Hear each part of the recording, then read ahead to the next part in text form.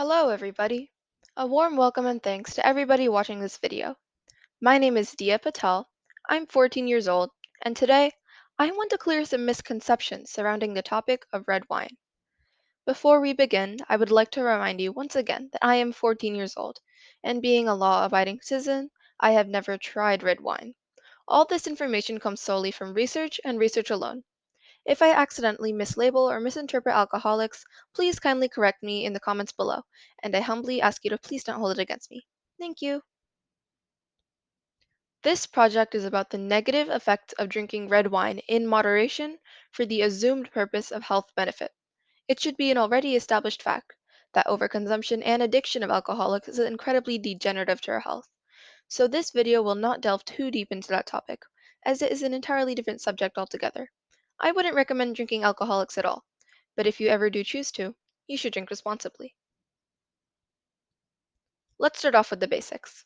To make wine, the first thing you need to do is harvest red and purple grapes.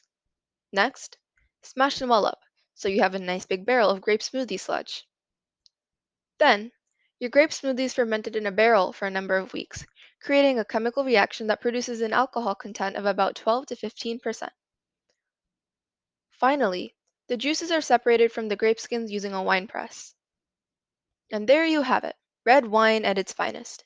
The key difference between red wine and white wine is that, while the grape skins from white wines are removed almost immediately, red wine grapes have their skins kept with the juice during fermentation.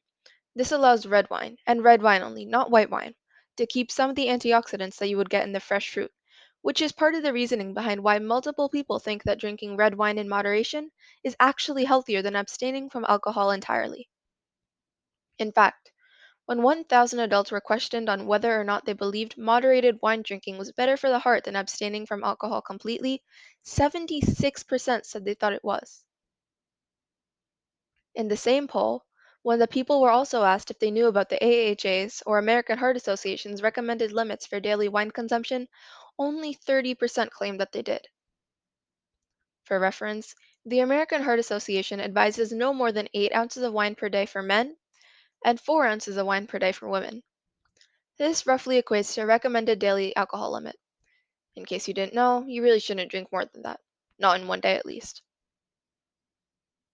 Red wine is most famously known to be rich in two main antioxidants, resveratrol and catechins. Resveratrol protects the heart by lowering cholesterol, protecting against blood clots, which could cause heart attacks and stroke, and lowering blood sugar levels. Catechins are good for the immune system by preventing against cell and molecule damage, and not only are they good for humans, but also other animals and plants. Resveratrol can be found in high levels in peanuts, cocoa, grapes and grape juice, red wine, and berries of the Vaccinium species. 1 cup of fresh grapes has 1.25 milligrams per cup of resveratrol, and 1 cup of boiled peanuts has 1.25 milligrams per cup, while 1 cup of wine has only 0.48 milligrams. Catechins are found in high levels in tea leaves, black grapes, apricots, blackberries, strawberries, faba beans, and red wine. 1 cup of raw faba beans has roughly 30 milligrams of catechins. 1 cup of blackberries has more than 49 milligrams of catechins. 1 cup of red wine contains an average maximum of 24 milligrams. Another reason why it's believed by many that red wine is beneficial for the body is because of the French paradox. The French diet is very rich, typically containing very high levels of saturated fats. Yet despite this, France has a very low coronary heart disease rate. This is a mystery still being solved by officials today, though some non-officials theorize that it's because of the French's well-maintained food routine, as well as the fact that a majority of the food that they eat is whole and homemade. Towards the end of the 20th century, many associated France's low heart disease rate with the country's high wine intake, and a myth was formed that consuming wine was good for the heart. Of course, the myth is nothing more than a myth. Red wine is not healthy at all. When you digest alcohol, your body breaks it down into acetaldehyde. This is a chemical that damages the DNA and prevents the body from repairing it. When DNA is damaged, risk for cancer is increased greatly, as DNA is what instructs cells to perform normally, and without instruction, the cells are more likely to multiply to form cancer cells. One bottle of red wine per week, which, when averaged, does fit into AHA's daily recommendations, increases lifetime cancer risk by 1% for men and 1.4% for women. Absolute lifetime risk means that the effects of consumption stay, and they don't ever wear off. This cancer risk statistic equates to having bottle of wine equal to 5 cigarettes for men and 10 cigarettes for women. One third of the world's population drinks alcohol, many of those people assuming that a few sips here and there are relatively harmless. However, according to a 2016 analysis, no amount of alcoholics are safe for your health. Going by this study, alcohol was the leading cause of premature death in men and women worldwide and accounted for a staggering 1 in 10 deaths.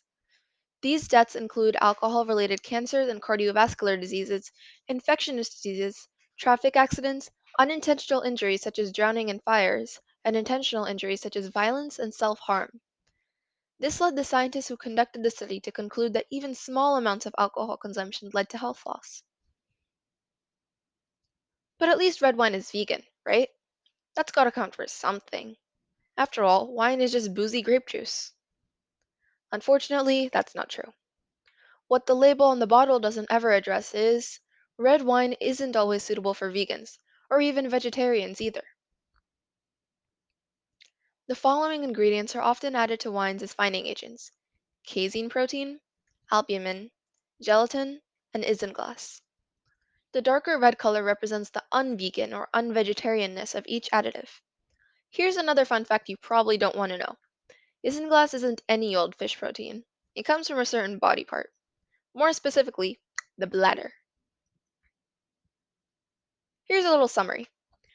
Roughly 70% of all the people asked in a survey believed that drinking red wine occasionally was better than not drinking at all.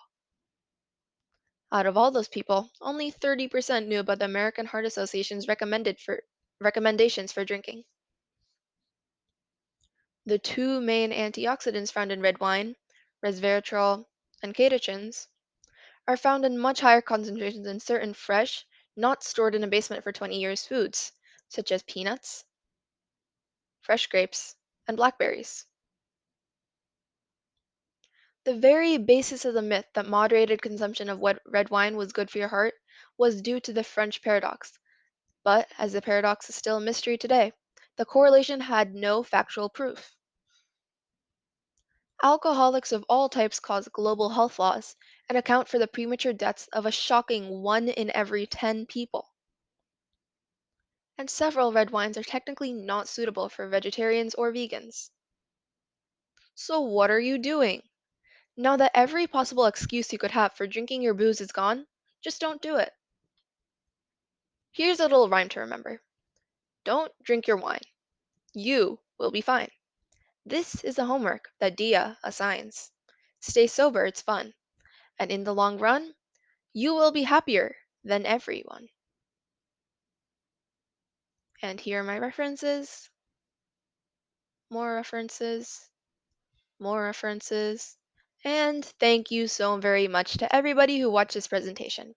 I urge you to avoid the intake of occasional wine drinking and please have a great day.